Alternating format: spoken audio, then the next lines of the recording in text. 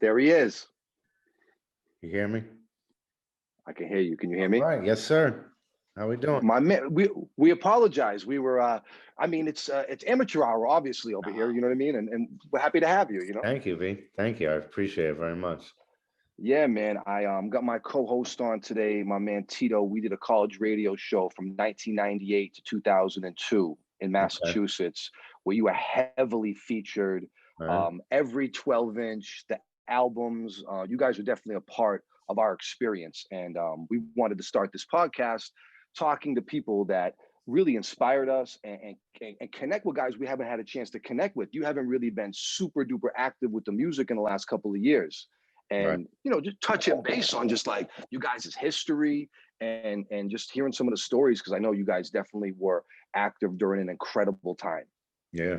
Thank you. Yeah. I mean, it was awesome, and we were lucky to be where we were when we were, and I think that's a big part of it. And you know, that's really, and you know, a little luck, but you know, we were always working hard, and we always, you know, put out, you know, a lot of stuff. So it was always it was a great run. It was just, you know, it's a dream, you know.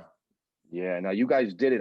Going back to the beginning about with High and Mighty in general, you and Milo were childhood friends, like really from the beginning, like very young, right?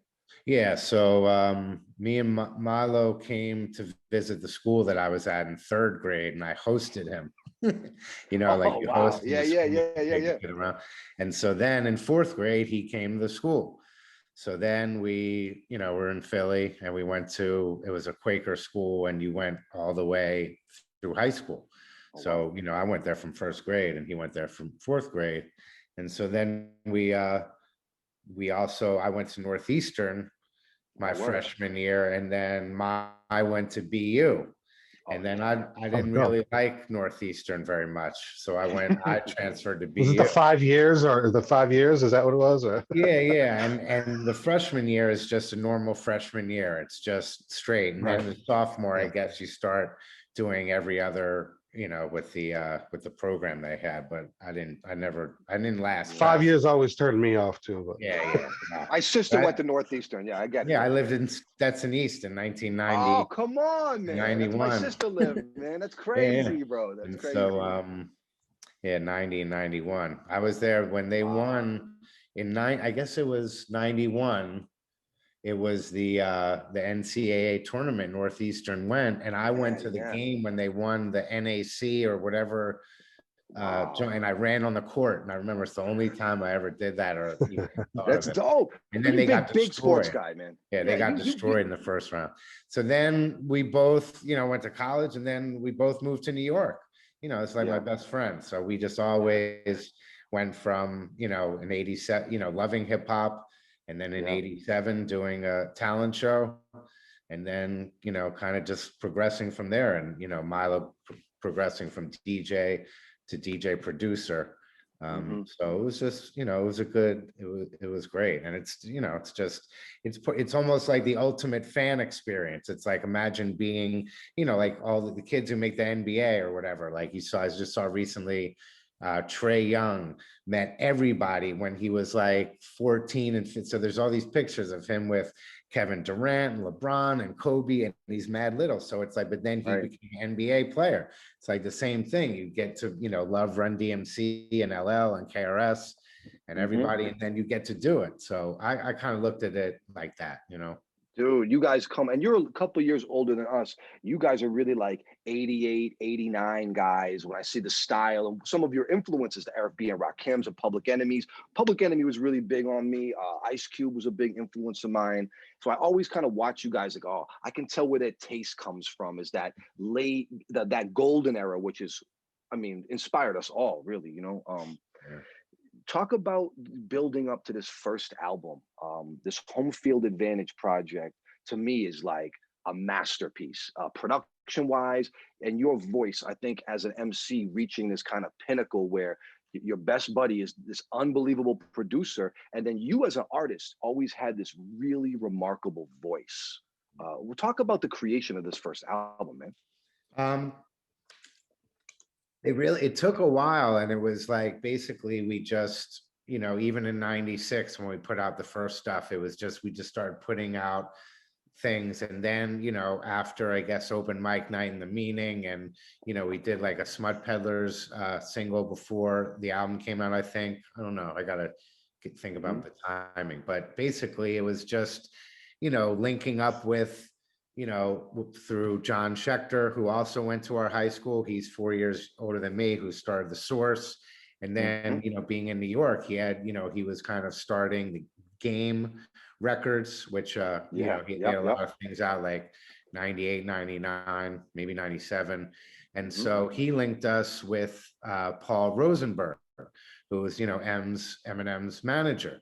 And so, like, you know, that one's like a hilarious, you know, like every guest feature is like a cool story, you know, in a lot of ways. So this one is, you know, him and Royce came over to Milo's crib, and at that point Milo, you know, lived in like a studio. So it's like the side. You talking about Marshall? You talking about Eminem? Like Eminem. It was Paul, Eminem, and Royce, and they come over. Wow. And this was, you know, like this was a week that like Eminem came to New York, and he did the Game songs, and Royce did like, you know, Nickel Nine is, and you know, and M did Scary Movies, right? So they did the, like, that was like a trip that Eminem and, you know, and I'm sure Proof, I think Proof was with them too.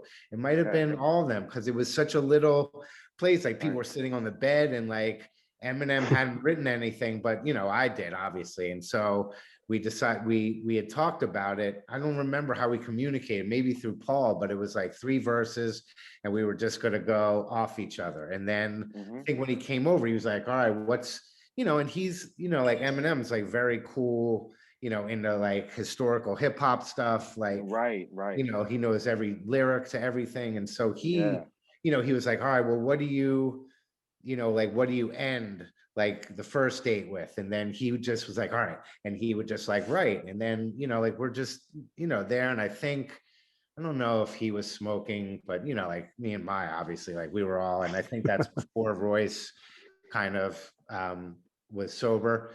So whatever, it was just, you know, like, it's like crazy. And it's just so, and we paid not that much. And like, I don't know if I talk about it publicly, but it was like less than a couple $1,000. So you got a record with this guy, like, and to this day, you have one of the best collabs. Like, you guys really go back and forth on this record. And it was good. And then even the hook, we did write that together. Like, I think I started off, and then, you know, he would write his part. It was kind of, it was ill, like, you know, because some of the collaborate, you know, and then there were other types of collaborations. There would be ones when, you know, you would send, you know, like a DAT, you know, either an ADAT. I think, we were recording on ADATs. We would, you know, do certain things, and then someone would record, like, you know, and then bring it back. Or, you know, people, you know, always would come to, you know, Maya's crib, and that's called the, you know, the motherfucking spot on Lexington. Word. It was right there. And so, you know, a lot of people came through there. But then we did stuff at, you know, D&D. We recorded a couple, you know, like we did mostly mixing at D&D, but, you know, like we did, you know, a couple vocals, different things, but, you know, like Mos Def came there, and I remember him, like, he was just, I remember I knew him from like Law and Order. Right. You know? And I literally, like, when I met him, I was like, oh, he was on the Cosby Mysteries. He was something. He was like the Cosby Mysteries, and like, the co-host. It was so, right, because I think he was, you know, it's like one of those where you're used to getting your fame from you know, for being a rapper. And the fact that I said that, I remember after we recorded it, he saw me in the street and was like, hey, what's up, man? He's like, yo, Eon, like getting my attention. And I was just like, you know, it's just, everything blew me away, like just doing that whole album. So there were a lot of stories where, you know, people came to Milo's, we did the vocals there, and then people came, you know, we would send it, like, you know, like Top Prospects. You know, we linked up with Evidence and Tafari through Alchemist, because we met Al through weed and through, and through like his roommate knew someone, and then we were like, he was like, I was in the hooligan. We were like, oh shit, and like we knew Right. about that. And Right. then he started playing beats, and like, I think we had the first Alchemist beats on record. I'm pretty I remember sure. this. And But this like, is before Alchemist really became Alchemist that we know today. It was well, like the beginning of it. he was ill then too, man. Of course, yeah. He did top prospects.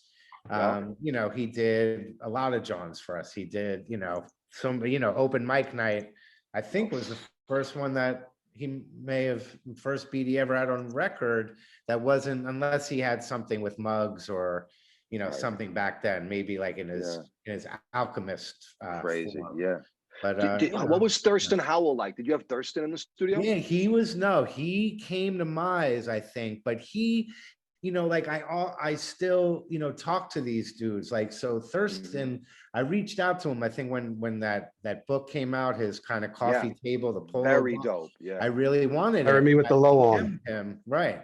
Yeah, Bury Me with the Low On night. And I remember DMing him and asking him about it. And then he was like, you know what, man, I really appreciate how you like wanted us on the record and these things. It was kind of like, he's like a real humble dude. Like he's man. Cool. I don't talk to him a lot in any way. I'm just kind of saying like, so he was mad cool. I didn't do, I think Wordsworth did his part somewhere else and then Keith did too. But I was there like when Bobbito did his vocals for Hands On Experience and LP, and then when we went to the studio and did the first version of B-Boy Document, and that's when I first met Mike Zoot. And then, I don't think, most came and did the same vocals again. And then, L was there and he came too. So like, that was a cool, like in the studio thing. So, but most of it was done in Mi's crib, and, all my lyrics pretty much were in Milo's crib, because there's no need to pay money to, do that. And we had the spot. We had a good mic, Yeah. No, so how did this so at this point now, you guys are messing with the Raucous guys and everything, but then Eastern Conference was something that I was always really impressed with, you guys being independent from the beginning and putting out the Cage stuff, and the Copyright album to me is a masterpiece. You know what I mean? Like you guys are, and then you get a little bit further down talking about Smut Peddlers and things. Like you guys really put out a lot of stuff. What was it like trying to corral Cage and them guys back then? Was it a challenge? Like certain things were challenges. I think we linked up, we always used our like our connections. And one thing is that once we knew Bobbito, I met Bobbito at BU, and that's how I got on the show in '93. I met him in like '92 or '93 and got on. So we did that. But like for these other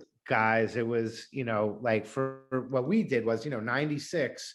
We kept doing songs. Like Milo got the MPC in '92, and we just did songs. And then we did songs, and they were good. They were kind of good, and then they got better. And then we kind of got to a place where we were like, I think this could kind of be out right now. And so like we got linked up through Bobbito to Fat Beats, but so we had like Cranial Lumps and Hands On and It's All For You. And that was our first single in November of '96. And so like through that, we Fat Beats wanted to put it out, but we were like, well, we have to create our own label. We didn't want to be on Fat Beats. So we literally just were like, I was like, we brainstormed. We were just hanging out. We were like Eastern Conference Records. And we were like, we'll just make that us. And then we met Cage through Bobbito. And it was kind of in a place where he had had Agent Orange and that out, but he was kind of going to do solo stuff. We linked up with him, and then and also Copyright, I think, from Bob, or just at that point then we were kind of known. And Milo was like a great networker, and he really connected with a lot of these people, and he would call me, be like, yo, I was with Bobbito, and like we ran into what, And like, like all those were like the stories, like, Cool. and like that's how she got on hands-on experience, and then, Right. and then we met, like then we got a publishing deal. It was all just networking. And then, so Yeah. like the Far Eye and Evidence were from Al, and this, different people were Mm-hmm. from different places. And so then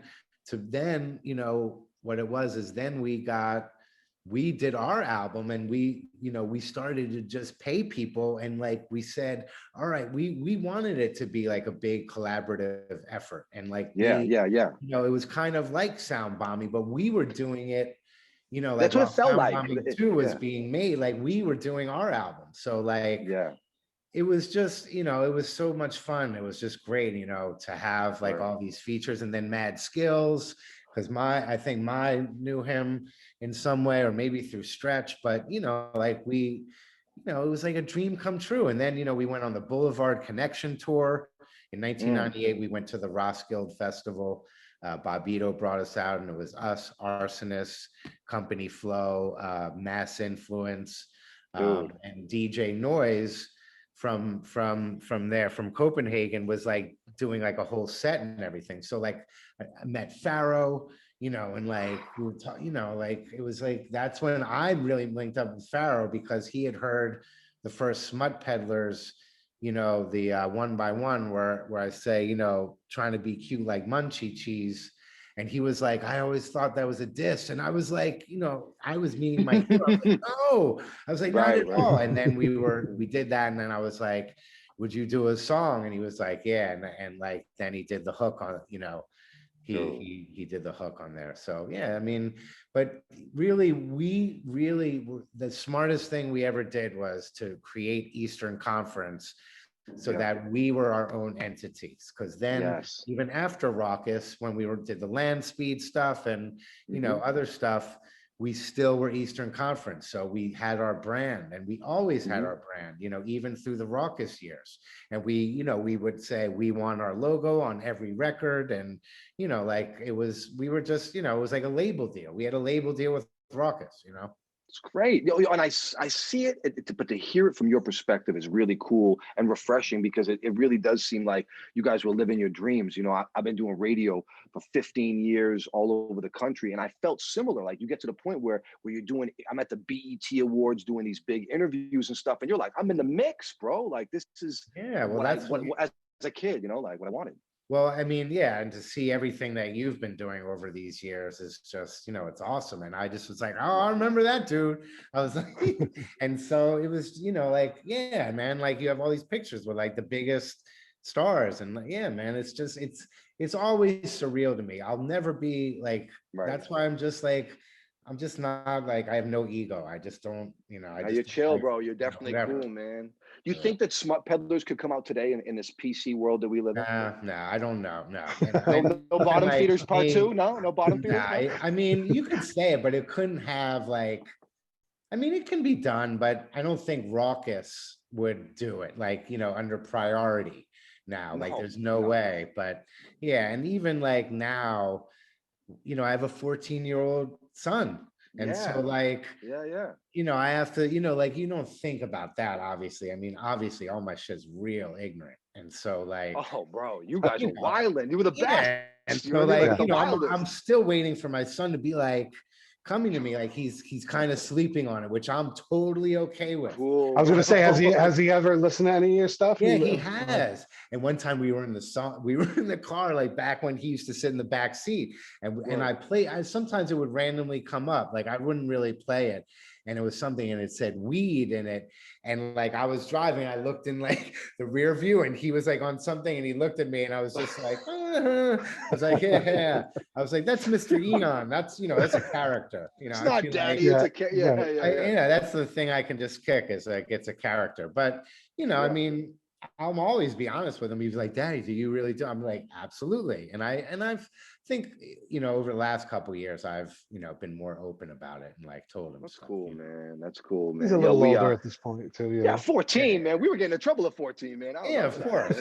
Thank God he's like a good kid. And, these last 2 years with, like he didn't go to school half of last year, or whatever. And then half of, this year's been like, he's in and out. So like he hasn't seen, you know, it's fucked up, but it's like, Does he like hip hop? Is he a hip hop fan? yeah, but he likes all like new stuff. Like he loves like, you know, like last year or something, like he loves like Roddy Rich and like, Yeah, the you know, hits. and Yeah, yeah. Tekka. And like Right. Yeah, the yeah. first one, I think the first one we really got into and I loved it was the Black Panther soundtrack.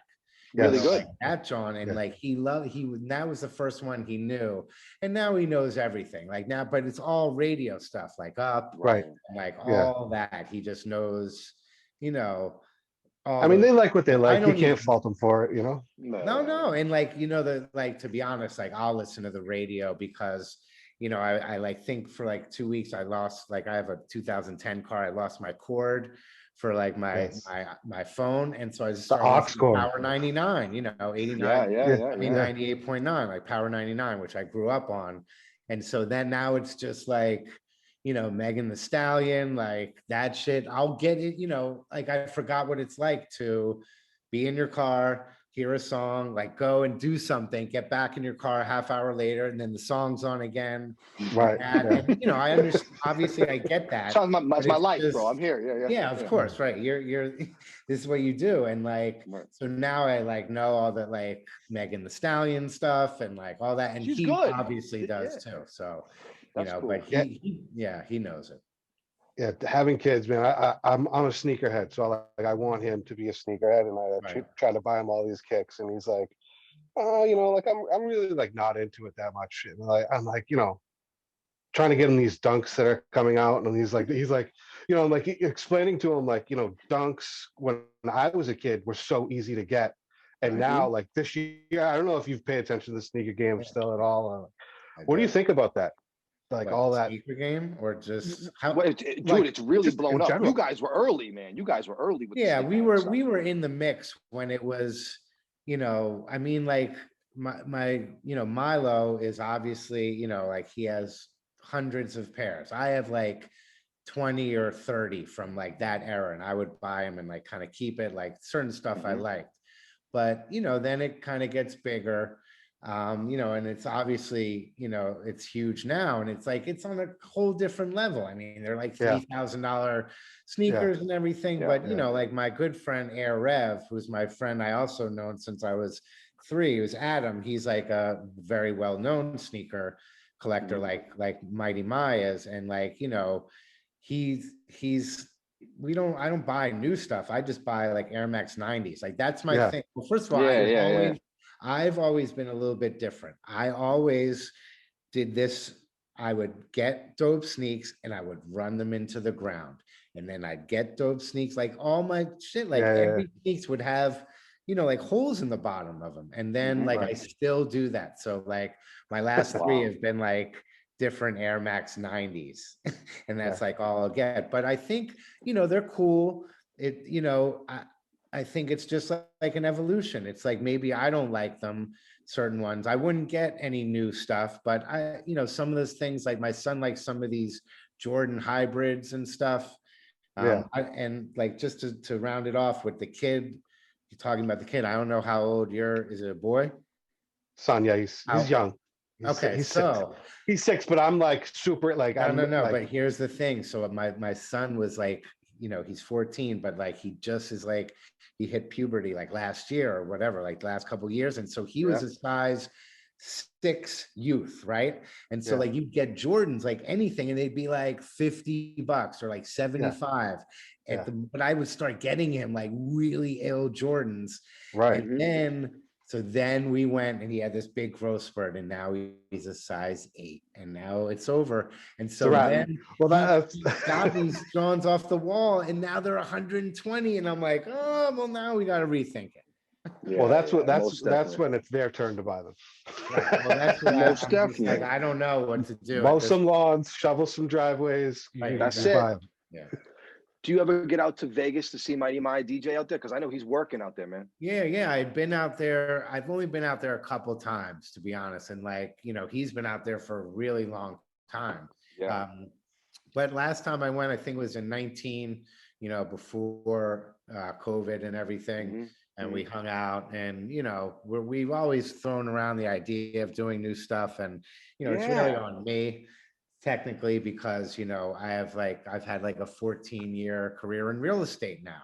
So like, Okay. I'm like crazy, like my Good work for is you. crazy. And Yeah, that's so it's great though. That's like, really dope. I was going to ask you, what are you doing now? yeah, Because you've yeah. been quiet. Yeah. So it's real estate has been the link. Yeah, I do property management and, Dope.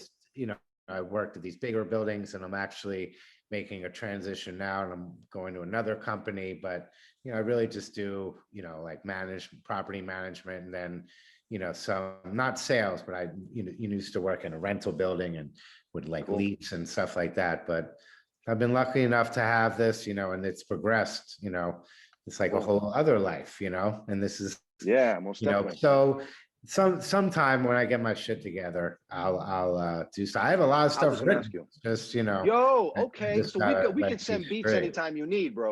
Like I'm telling you, the comeback record from you is long overdue, my friend. Yeah, I know. Sorry, my kid just hit me up. Yeah.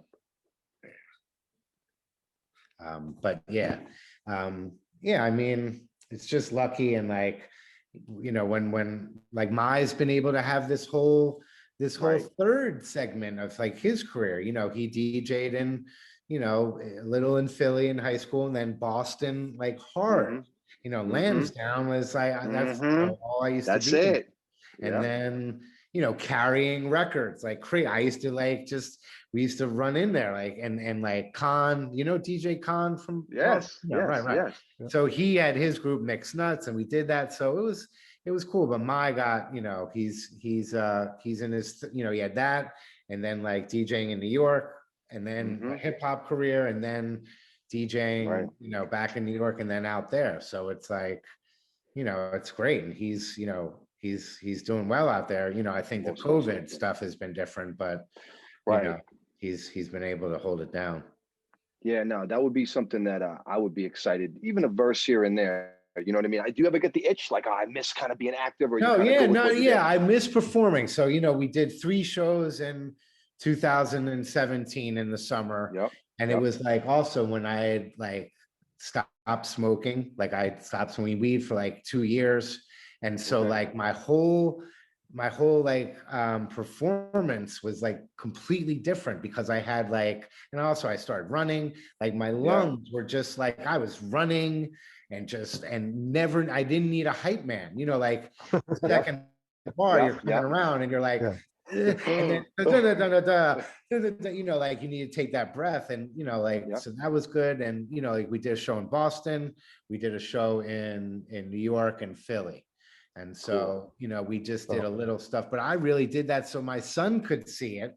But then That's real. Then it got, crazy because like with the scheduling, then he goes to overnight camp and he wasn't even there for it.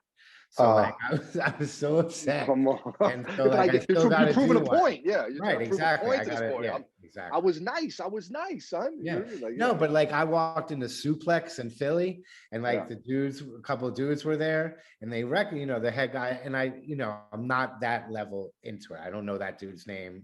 You know his name? No. That guy, that store in Philly, Suplex? It's like a Say, Tito, really you know Suplex? incredible. No. It's like Yeah, I've heard of Suplex. I've heard of it, but yeah. So like I I walked don't know in there anybody from and there. like this dude and my son, and he goes to him, he's like, do you know who your dad is? And it was just like, it was really funny. And That's a dope cool, moment. my son has no idea. But then, we went trick-or-treating once and someone recognized me and like they gave candy to my son. They were like, this is your son, Eon? And like my son looked at me, I was like, yeah, he was like, what's up? It was kind of, it was really nice. That's dope, dope, man. That is super dope. Nah, man. Yo, thanks for coming on and talking today, man. We really, you were someone that I always admired. Your style, you had an incredible voice. I have certain albums in my catalog, even as like a guy that's been on radio, and I go back to my personal selections. And Home Field Advantage has always been something that's like you can put on and just be like, yes, like I love this album. You know what I mean? And it's important. And I'm glad you told us those stories, man. That Eminem shit is really cool about all you guys in that little ass spot recording this like record, like crazy. It was dope. All a blessing. Everything is a blessing.